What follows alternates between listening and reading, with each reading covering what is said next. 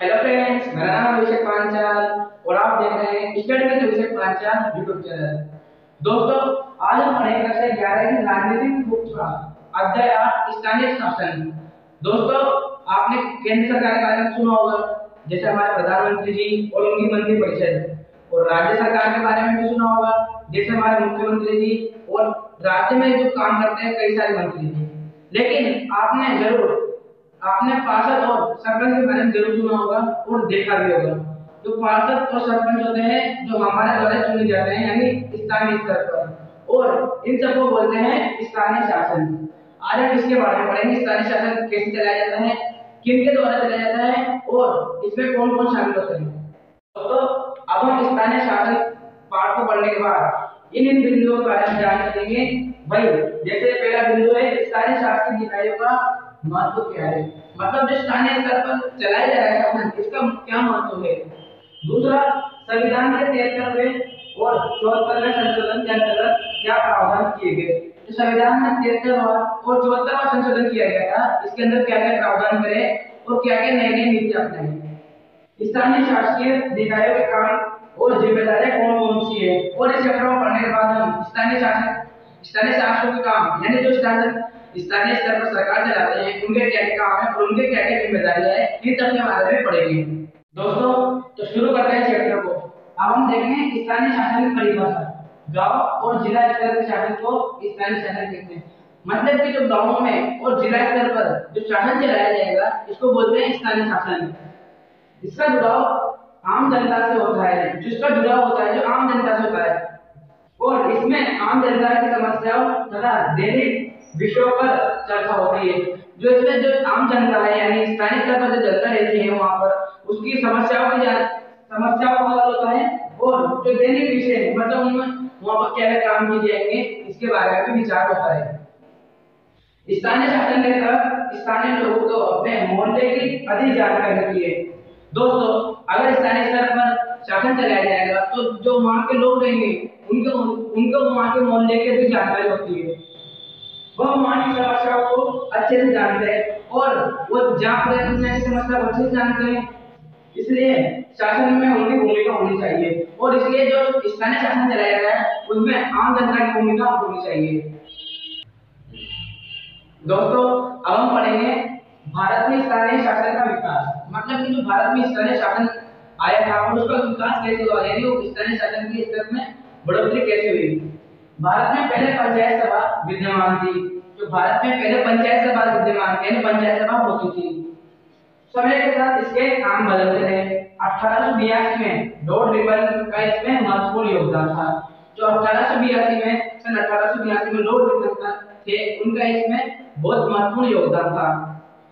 इस समय इसे मुकामी बोर्ड कहा जाता था। जो लॉर्ड रिपन के समय है इसे मुकामी बोर्ड यानी लोकल बोर्ड कहा जाता था। दोस्तों, अब हम पढ़ेंगे स्वतंत्र भारत में स्थानीय शासन, यानी कि जब देश आजाद हुआ था तो स्थानीय शासन में क्या क्या बदलाव किए गए, क्या क्या नीतियां बनाई, क्या क्या संशोधन किए गए। तो स्थानीय शासन में दो प्रकार के संशोधन किए गए थे, एक 73वां संविधान संशोधन और दूसरा 74वां संविधान संशोधन। 73वां संशोधन गांव में स्थानीय शासन यानी पंचायती राज व्यवस्था से संबंधित था। जो 73वां संशोधन था गांव में स्थानीय शासन यानी गांव में पंचायत होगी उससे संबंधित था, और 74वां संशोधन शहरों में स्थानीय शासन यानी नगर पालिका से संबंधित था कि भाई शहरों में स्थानीय शासन भी चलेगा और नगर पालिका का निर्माण किया जाएगा। स्थानीय शासन राज्य सूची का विषय है। जो स्थानीय शासन है राज्य सूची का विषय है, और प्रदेशों को अधिकार था कि वे अपने स्थानीय शासन के विषय पर अपने तरीके से कानून बनाएं। जो प्रदेश है यानी जो राज्य है वो उनको यह अधिकार था कि वो अपने हिसाब से स्थानीय शासन के ऊपर कानून बना सकते हैं। लेकिन जब कानून में संशोधन हुआ इन्हें अपने कानूनों को भी परिवर्तित करना पड़ा, और इसके लिए 1 साल का समय दिया गया। यानी जब ये संशोधन हुआ 73वां और 74वां संशोधन, तो राज्य सरकार को अपने कानून बदलने पड़े और 1 साल का समय दिया गया, भाई उन्हें ये लागू करना ही पड़ेगा। अब हम पढ़ेंगे 73वां संविधान संशोधन। 73वें संशोधन के बाद पंचायती राज व्यवस्था में निम्न परिवर्तन आए। यानी जो 73वां संशोधन किया था तो पंचायती राज व्यवस्था में त्रिस्तरीय बनावट बनाई थी, यानी त्रिस्तरीय बनाव में होता है, वह 3 स्तर पर पंचायत राज के शासन चलता है। एक होती है ग्राम पंचायत, दूसरी मंडल, प्रखंड या तालुका और तीसरी जिला पंचायत। ग्राम पंचायत में जो 1 से 2 या फिर 1 से ज्यादा अधिक गांव रहते हैं, और मंडल रहता है गांव का छोटा हिस्सा जिसको प्रखंड या तालुका भी कहते हैं, और जिला पंचायत होती है पूरे जिले की। अब हम पंचायत तो पढ़ रहे हैं, लेकिन अब इनके चुनाव के बारे में जानेंगे भाई पंचायत चुनाव कैसे होते हैं। तीनों स्तर के चुनाव प्रत्यक्ष रूप से जनता करेगी। जो पंचायत के तीनों स्तर है यानी मंडल, ग्राम पंचायत, जिला पंचायत, इनके चुनाव प्रत्यक्ष रूप से जनता द्वारा होते हैं। 5 वर्ष की अवधि होती है, और जो है चुनाव में जो सदस्य निर्वाचित होंगे, चुने जाएंगे, वो 5 वर्ष तक अपना शासन चलाएंगे। यदि 5 वर्ष से पहले सरकार भंग हो तो 6 महीने से में दोबारा चुनाव कराए जाएंगे। अगर 5 महीने से पहले स्थानीय शासन के स्तर पर सरकार भंग हो जाती है तो 6 महीने में दोबारा चुनाव कराने पड़ेंगे।